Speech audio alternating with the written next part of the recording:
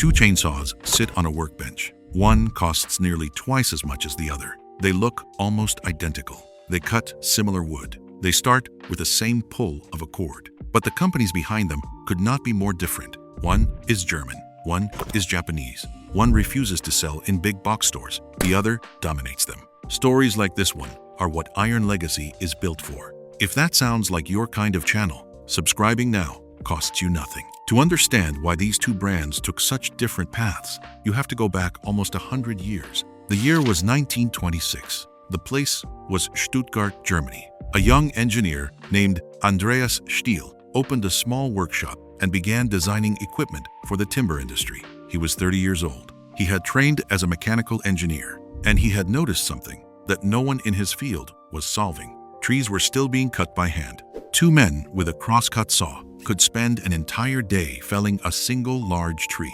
The work was brutal. It was slow. It was dangerous. Loggers in Europe and North America were dying every season to a method that had barely changed in a century. Andreas Stihl saw the problem, and he believed an engine could solve it. That same year, 1926, he built and patented an electric chainsaw designed for two operators. It was heavy. It was tethered to a power source. It was not practical for deep forest work, but it proved his idea could work. 3 years later, in 1929, Stihl introduced a gasoline-powered version. This was the breakthrough, a two-man gasoline chainsaw that could finally be carried into the woods. It still weighed well over 100 pounds. It still needed two operators, but for the first time, a tree that once required a full day could be felled in minutes. The company grew quickly through the 1930s. By the end of the decade, Stihl was exporting chainsaws across Europe, into the Soviet Union, and into the United States. Then,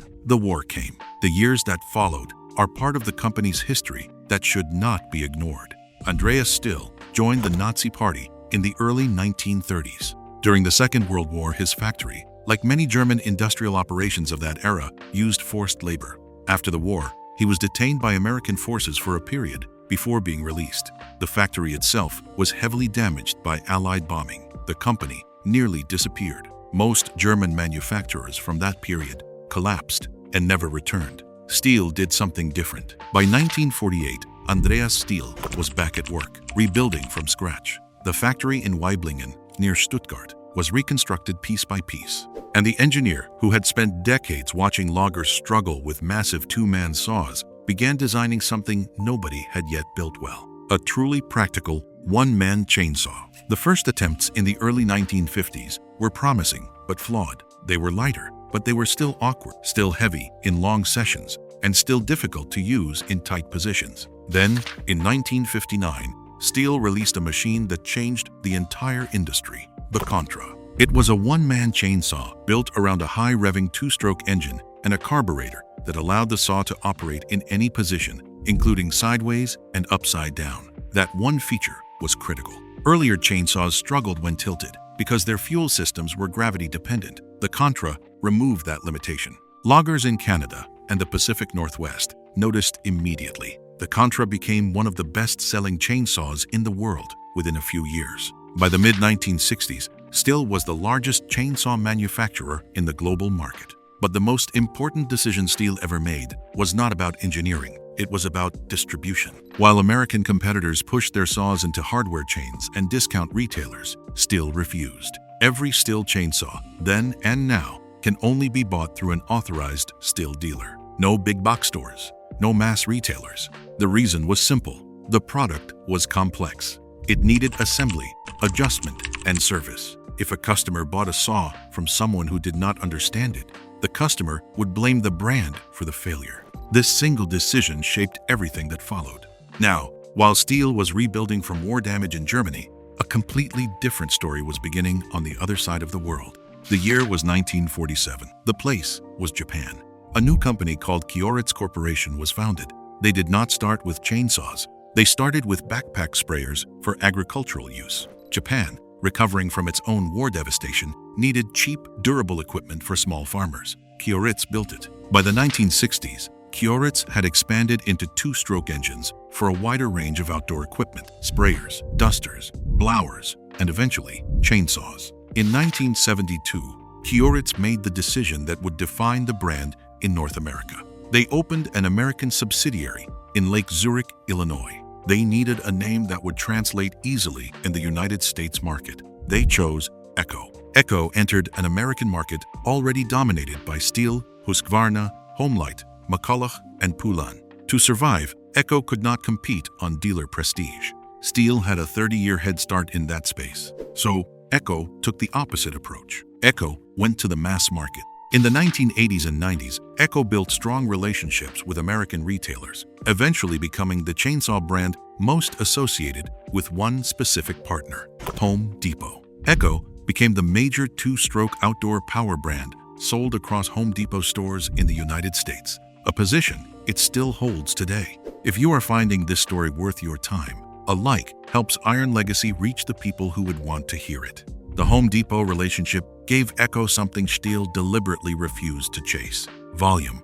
visibility, accessibility. A homeowner could walk in on a Saturday morning, pick up an Echo chainsaw, pay for it, and be cutting brush by noon. Echo also made another decision that changed the consumer market.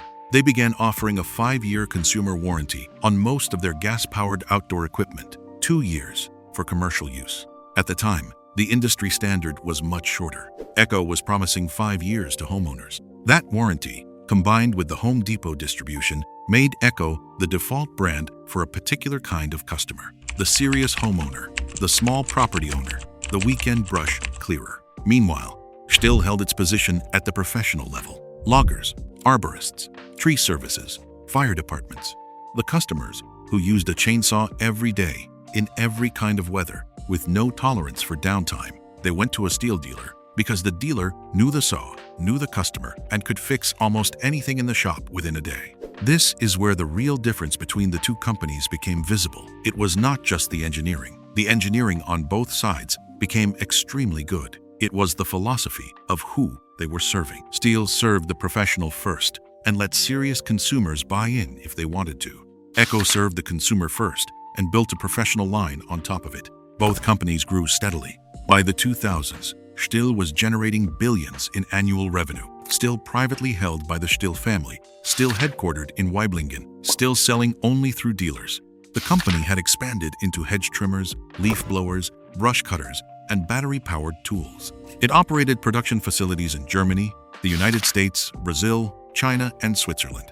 In 2008, Echo's parent company, Kyoritsu, merged with another Japanese outdoor power equipment maker called Shindaiwa. The combined company was renamed Yamabiko Corporation. Yamabiko now owns Echo, Shindaiwa, and several other brands. It is a publicly traded company on the Tokyo Stock Exchange. That ownership difference matters more than people realize. Stihl is still family-owned. There is no quarterly earnings pressure. There are no public shareholders demanding margin expansion. The Stihl family has repeatedly stated on the record that they will not sell the company and will not take it public. Every decision about product design, factory investment, and dealer policy is made with a long horizon. Echo, through Yamabiko, has shareholders. It reports earnings. It must answer to a market that values growth and efficiency. That is not a criticism. It is simply a different business structure.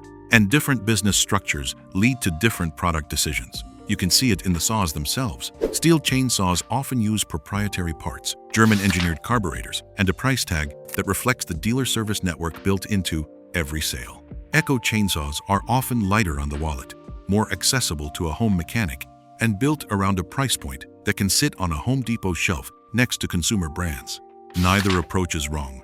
They are aimed at different people, but the gap between them, when you look closely, is not really about the chainsaw. It is about a 100-year-old decision made in a German factory and a 50-year-old decision made in an Illinois warehouse. One company decided that the customer should always go through a trained dealer. The other decided that the customer should be able to walk into any big box store on the corner. Those two decisions, made decades apart by two different families on two different continents, are still shaping the chainsaw market today. Stihl remains one of the world's best-selling chainsaw brands by revenue. Its dealer network now exceeds tens of thousands of outlets globally. The Weiblingen headquarters is still managed under the ownership of descendants of Andreas Stihl. The company has never been sold, never been merged, and never been publicly traded.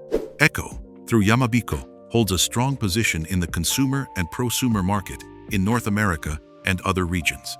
its 5-year consumer warranty is still in place. Its Home Depot relationship still defines its distribution. The Lake Zurich subsidiary still operates as the Echo headquarters for the Americas. Both companies survived a century of consolidation that wiped out names like McCulloch, Homelite, Poulan, and Pioneer. Both did it by understanding exactly who their customer was and refusing to drift from that focus. The professional opens a workshop door, drives to a Stihl dealer, and walks out with a chainsaw that was assembled, tested, and adjusted before it left the counter. The homeowner walks into Home Depot on a Saturday, pulls an Echo off the rack, and goes home with a warranty that will outlast most of the wood he plans to cut. 2 saws, 2 cords, 2 engines, and 2 completely different ways of seeing what a chainsaw is supposed to be. One was built by a German engineer who believed the machine was only as good as the dealer behind it. The other was built by a Japanese company that believed the machine was only as good as the customer could afford. Neither of them was wrong. They simply started in different rooms, asking different questions, and they never stopped asking them. That is the real difference between Stihl and Echo. It is not horsepower. It is not chain speed. It is not bar length. It is 100 years of philosophy baked into every saw on every shelf. If this story stayed with you, there are more like it waiting on this channel. Subscribe to Iron Legacy, and we will see you in the next one.